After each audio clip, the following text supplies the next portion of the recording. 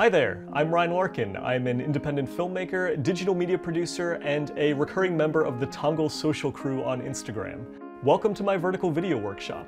I have been creating vertical content for a number of years now, from Snapchat shows like Tim and Eric Totally Prank Your Dad, to Instagram stories and reels for Netflix, to IGTV videos for Tongal itself. With this workshop, I'll cover the more technical aspects of vertical content production along with the more creative aspects of what I've found works well on different social platforms. This information will be very helpful to anyone looking to adapt to the ever-changing film industry, and as a bonus, by the end of the workshop, you'll have some unique vertical portfolio pieces. I'm excited to get started, so let's get started. Let's jump into it.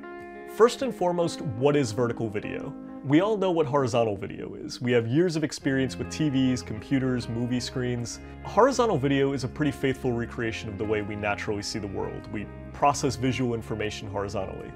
However, vertical video has taken off over the past 10 years due to the increasing number of smartphones and the social content that they support. Think for a second just how much vertical content the average person consumes in a day, whether it's Instagram videos, TikToks, Snapchats, or even the occasional YouTube short. Filmmakers that know how to create exciting and compelling vertical content won't have trouble finding an audience as this space continues to grow.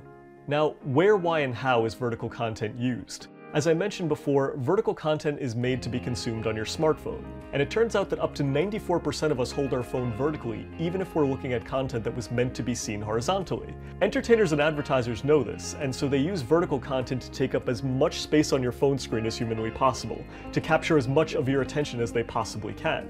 Now, unlike horizontal video, vertical video is often expected to be somewhat lo-fi, shaky, or off the cuff, and that's because the medium is generally seen as more intimate and personal. When you see someone framed up in a vertical video, it feels more like talking to a friend on FaceTime rather than watching a piece of produced content. Creators use vertical video for a huge variety of purposes, but virtually all of them are using some element of perceived authenticity to draw viewers in.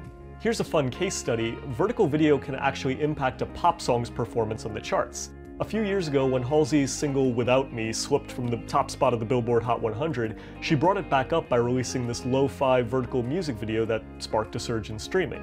Now, keep in mind that the social platforms that host vertical content are very different from each other. They all have their quirks and best practices, and a lot of the time they're targeting completely different audiences. That's obviously going to affect every stage of your creative process, from ideation to shooting to editing. Let's go through some of the differences between the most popular platforms now.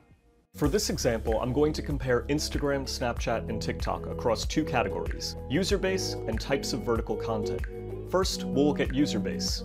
All of these platforms cater to young viewers, but Instagram's largest age group is 25 to 34, while TikTok's is 10 to 19.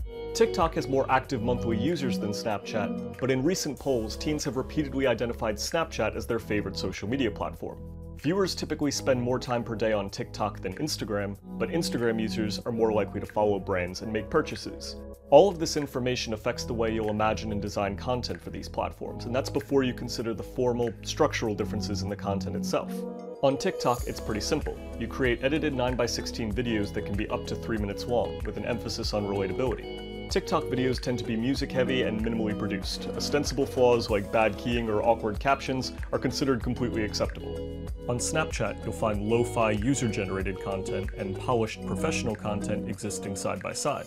Most communication is done through snaps, up to 1-minute 9:16 video clips that disappear after 24 hours.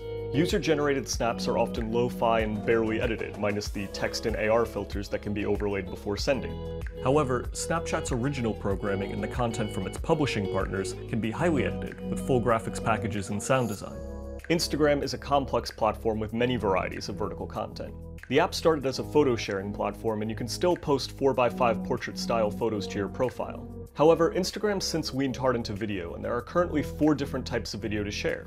First, you have legacy video posts. These are up to 1-minute clips that are shared in the same way as your photos, with a maximum aspect ratio of 4x5. Second, you have Instagram Reels. These lo-fi, music-heavy videos resemble TikToks. They can be up to a minute long, they have a max aspect ratio of 9:16, and they appear in a dedicated tab on your profile.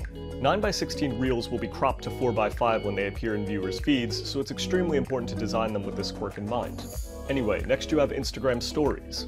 Instagram stories heavily resemble snaps. They're up to 15-second bursts of vertical video that live at the top of your profile for 24 hours. Finally, you have IGTV. IGTV videos can be up to 1 hour long, with a max aspect ratio of 9:16 and an often polished aesthetic. This format is very popular with brands and advertisers. So that's a brief introduction to vertical video. What it is, where you'll find it, how it works, and why you should be excited to get started making it. In the second video in this series, I'm going to be touching on vertical concept ideation, along with the best practices to keep in mind when shooting original vertical video. I'm very excited to begin, and I will see you soon. So until then.